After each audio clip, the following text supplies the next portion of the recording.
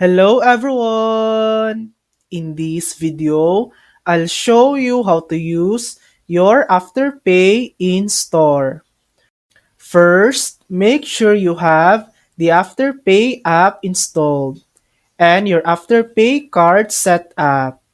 Then add your Afterpay card to your digital wallet, Apple Wallet for iOS or Google Wallet for Android.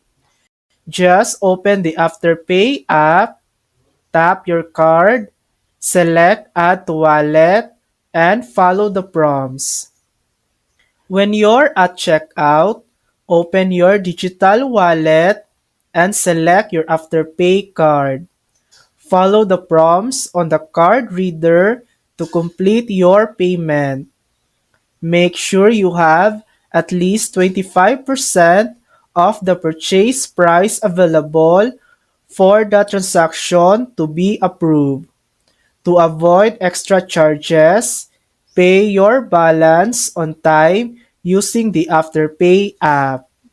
And that's it. That's how to use your Afterpay in store. Thanks for watching. If this video helped you, please like and subscribe for more helpful tutorials.